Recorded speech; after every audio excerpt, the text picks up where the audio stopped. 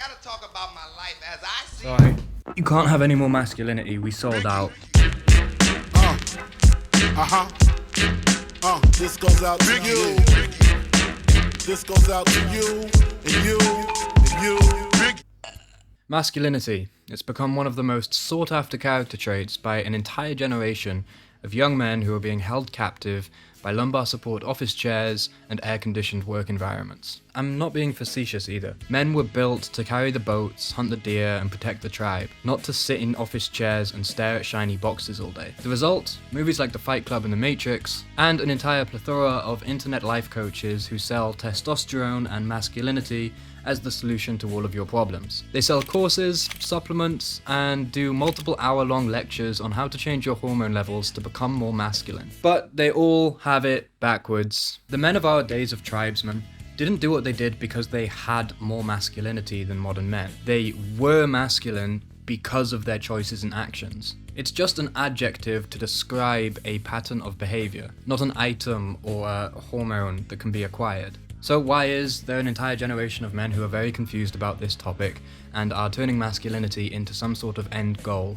Well, it's something that the genius cognitive scientist Jonathan Vervaeke, I don't know if his full name's Jonathan, calls modal confusion. And I'm a certified spastic, so I'll just let him explain it. Fromm talked about the having mode and the being mode. Now you can tell when you're in the having mode if I could offer you a shortcut and you would take it. Instead of brushing your teeth, I can give you this thing that'll only take 1 second. You go, great, great. But the being mode is different. The being mode is met by cultivating a new way of being. Like, I want to be more mature. For example, if you're actually making love, notice the difference, not just having sex, but making love with somebody. Do you want a shortcut? So this is the problem, right? We can get into modal confusion when we are pursuing the being needs, but with a having mentality. Masculinity is something that you are. It's not something that you have. But by turning it into something that you can have, it can be sold to you. That's why you end up seeing a bunch of videos online of grown men teaching other grown men how to fake a deep voice with a straight face. I'm thinking, about all that. I'm thinking about how different this is to my experience in school. Because in school, I'm more of a chump. I'm actually quite low status in school. But especially through this voice communication, I was able to command a lot more respect. And it was because I used certain techniques to deepen my voice and make it sound more masculine. The first line of the description is one-to-one coaching for $5,000. Don't get me wrong, I've never met him, but I am 90% sure that Hamza is a good guy and his heart is in the right place. But Jesus fucking Christ, dude. Anyway, I can't talk because when I was at my loneliest, I actually watched a lot of Hamza's videos. In fact, I actually have a really funny / embarrassing story time about that period of my life. Should I even put this on the internet? Fuck it, okay, let's do it. Okay, so I was 19 years old, living in a new country that I just moved to on my own, and I had 0 friends outside of my office job. I would be in the gym from 6 a.m. to 8 a.m., then I would work 9 to 6 at the office job, and then from 6 p.m. to 10 p.m. I'd either be training jiu-jitsu or cooking my evening meal and winding down for bed in order to do it all again the next day.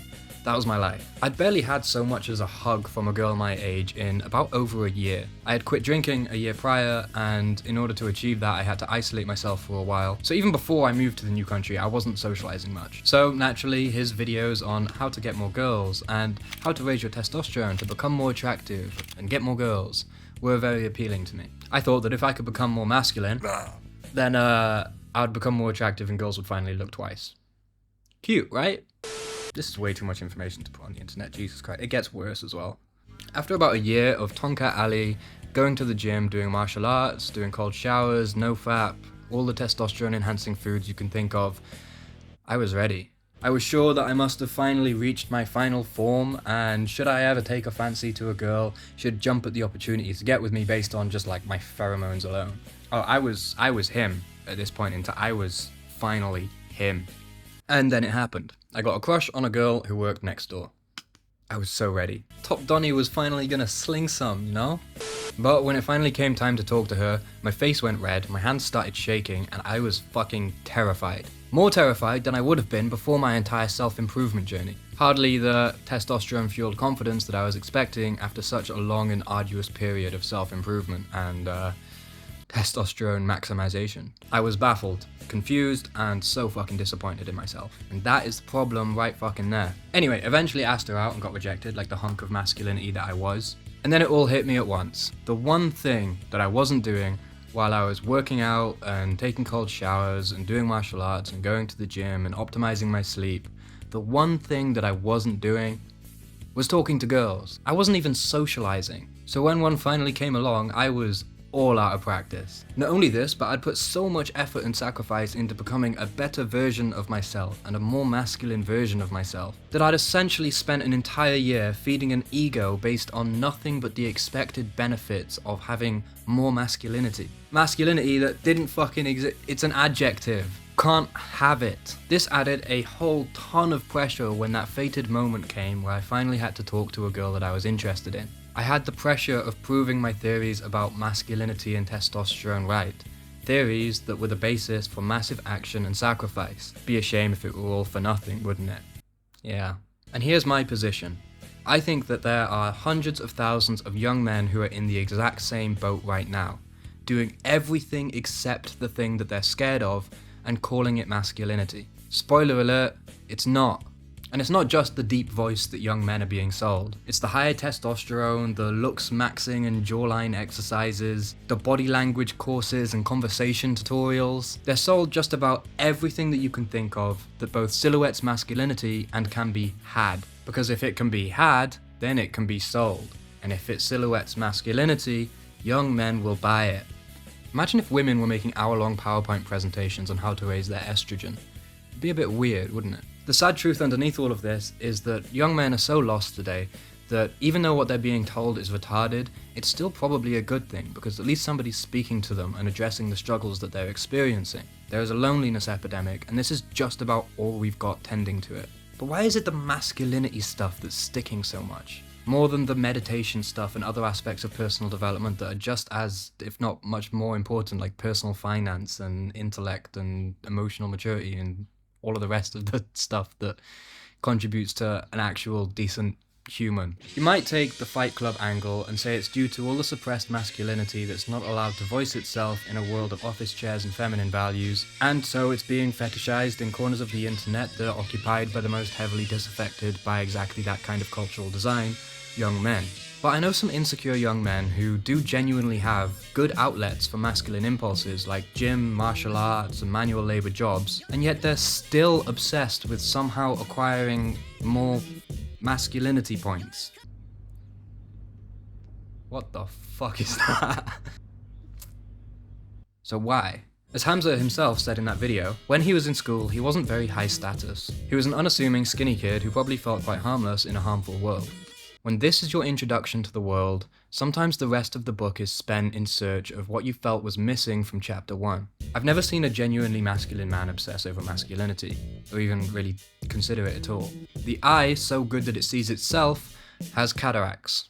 It's broken. The masculinity, so masculine that it spends all of its time trying to acquire more of itself, is also broken. And don't get me wrong, there's lots of young men out there who would apologize to you if you intentionally poured your drink on them. They could probably do with cultivating some strength and other masculine traits. But if they were actually going to do that successfully, the way they would go about it wouldn't be by trying to fake a deep voice or increase their testosterone levels. They would have to practice genuine courage and get used to the discomfort of living with a spine and a pair. And spoiler alert, that can't be learned from a YouTuber. You have to actually go and do the hard stuff that scares you. Just like how I didn't learn to be more attractive by doing compound lifts and taking cold showers. Trying to have more masculinity is like trying to be more cool. The very act of trying is already a step in the wrong direction. Go to the gym, learn a martial art, take cold showers, watch less porn, eat better food. But don't do it to raise your testosterone, for fuck's sake. Do it to be the person who does that.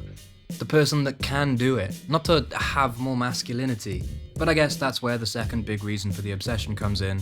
Girls. To put it bluntly, young men aren't fucking. Sexlessness among young dudes has nearly tripled in recent history. And you can get into the whole red pill thing and sexual marketplace dynamics if you want, but the fact is, young men are touch-starved. And realizing that they can't change their face, except the looks maxing guys who do jaw exercises and shit as a cope, they figure that the second best option is just to focus on developing their sexual appeal via masculinity. This is how you end up with an entire subgenre of gym emo bros who have incredible physiques but can't talk to women. Because, as hard as it is, going to the gym is way less scary than talking to girls. And so they pick their poison. They choose hard over scary. Why?